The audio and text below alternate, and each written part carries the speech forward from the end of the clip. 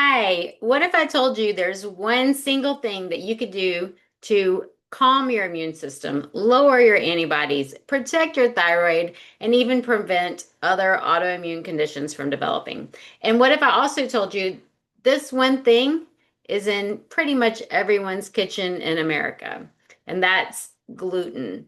So it's not for people with celiac. We know that. But anyone with autoantibodies, especially thyroid autoantibodies, definitely needs to avoid gluten. If you have autoantibodies, you have inflammation, and that gluten is not your friend. So I want to tell you exactly how this helps you. So many of my followers, we are all science nerds. We love the science behind all of this. And so I want to make sure that I'm sharing with you the why, because I'm a why person. I'm a question person. Yes, please tell me exactly how this is happening.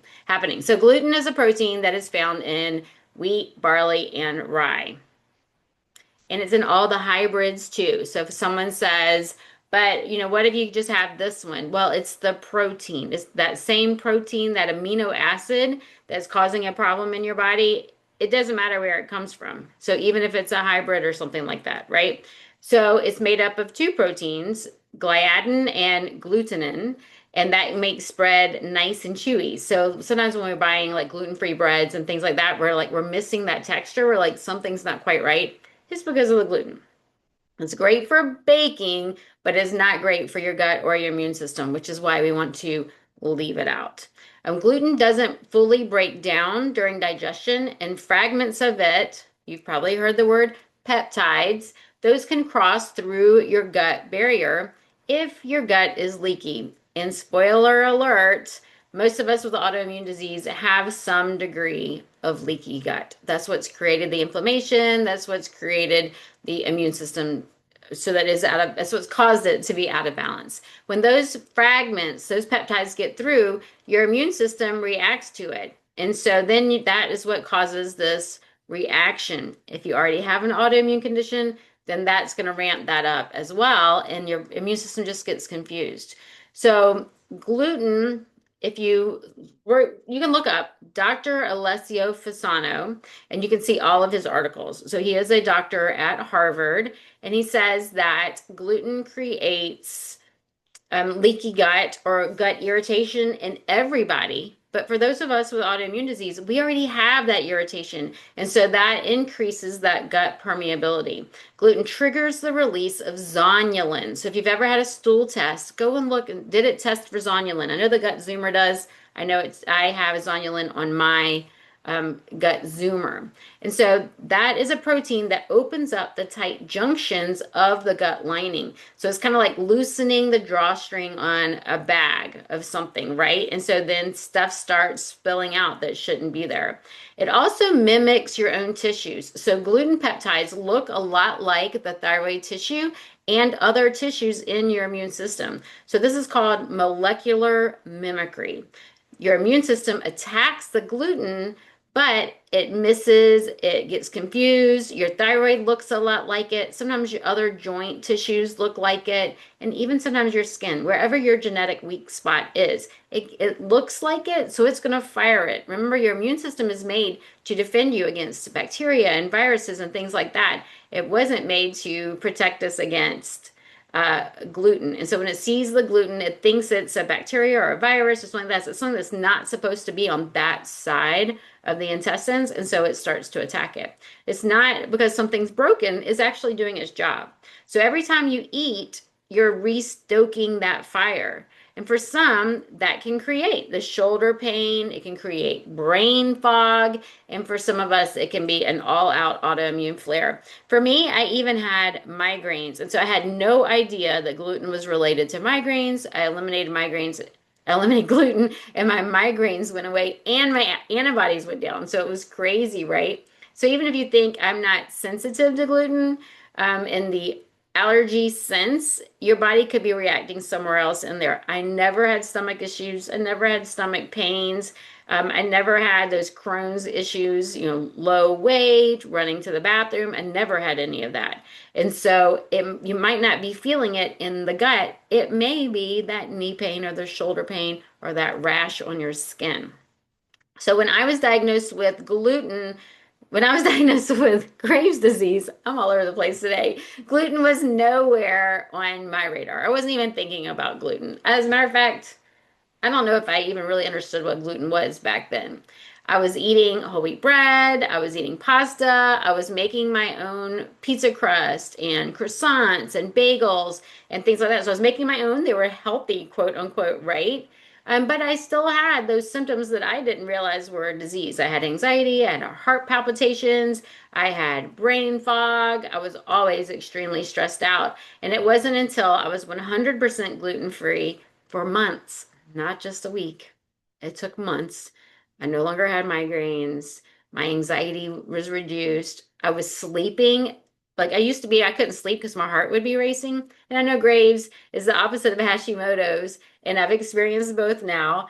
But I didn't realize that that was keeping me from sleeping. And so then I was sleeping much better, and my antibodies came down. And so everyone will say, but it's just a little bite, or I only have it on the weekends, or every now and then, or if somebody else cooks for me. But your immune system gets reignited every single time, and it can take a long time for that to cool down. So, what if it takes you 7 or 8 or 10 days to repair that damage? In the meantime, you ate another bite. You're recreating that inflammation. What about sprouted or ancient grains? So they may have less gluten, but they're still going to create that immune trigger. They still contain that peptide, right? And can I have it sometimes? Not if you have autoantibodies. If you want to get those autoantibodies down, if you want to get or stay in remission, you need to cut it out completely, unfortunately. I miss it so much. I completely understand, but there are healthier foods and we can make foods so much more delicious. We cook foods in my Culinary Healing Circle. You can find that at culinaryhealingcircle.com. I also have recipes that I like to share with all of you weekly in my newsletter. And so there are other ways that we can eat it or eat foods that do not have gluten that are still delicious so you're not missing it. Yes, I would love a peanut butter and jelly sandwich. No, I cannot eat the one on the white squishy bread. But was the peanut butter and jelly sandwich on white squishy bread healthy? No. And so, you know what? I'm okay without it. Focus on what you can have. Whole food plant-based swaps. The sweet potatoes. I love sweet potato avocado toast. That's delicious. A quinoa, melt buckwheat. Make a buckwheat toast. That's another great way to have. You could have a peanut butter toast. If you can tolerate peanuts, that's for another discussion. Or almond butter toast. Or put so buckwheat with some almond butter and then some blueberries and a little sprinkle of cinnamon. That is delicious. You can make sandwiches out of lettuce wraps or Napa leaves, right? Make sure you're reading the labels. So gluten can sneak up in so many different places. It can be in salad dressings. It can even be in your toothpaste. I had no idea. And so we need to make sure that we're reading the labels everywhere. Isn't it going to show up on your toothpaste? No, unfortunately, you're going to have to Google or do some research to find out if there's gluten in there. I know there's a name brand, a very popular name brand that does have gluten in there, but unfortunately, it is not on the label. So that does make it harder. Soups, most often soups, if you're at a restaurant, ask them if they use flour. Sometimes they even put flour in like sushi rice to make it even stickier to stick together. So you do have to be really careful on paying attention to where those hidden glutens can be. So, and once again, instead of toast, have sweet potato slice. You can that they toast up really nice. Instead of pasta, using zucchini noodles or squash noodles or sweet potato noodles or even lentil pasta. My husband loves edamame pasta. So if you tolerate soy, edamame pasta is delicious, nice and chewy. And so just make sure that you're really, really looking at the ingredients. Learn how to identify those. There's a lot of Thai recipes that are gluten-free. Lots of Mexican are gluten-free and Mediterranean recipes that are gluten-free. Falafels aren't always gluten-free, and so you do need to ask unless you're making your own, and then you really know, right? So I had a client who came to me with Hashimoto's. They were exhausted and bloated, and the doctor told her that she did not need to go gluten-free, that gluten really has nothing to do with it. But we took the gluten away. We focused on nutrient-dense meals, boosting those minerals. And in 3 months, her antibodies dropped from over 300 down to the quote unquote normal range in just 3 months. It's amazing. She had higher energy, her brain fog lifted.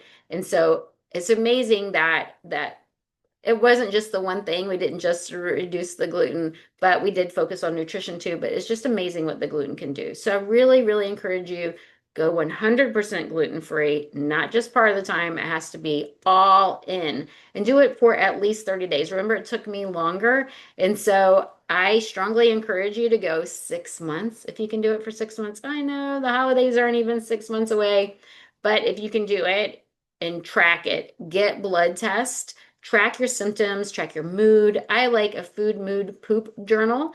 And so keep track of how does your mood change? How does your poop change? Right? Those are so important for telling us how you are changing in your body. And if you're feeling happy and healthy and your antibodies are going down, what more can you ask for? Anyway, you can find out more about me at holisticgen.com. And I would love to see you in my culinary healing circle. And so please join me if you can, if you desire. I am 100% plant-based, so we'll give you that right up front. But I hope that you'll join me, and I will see you next week.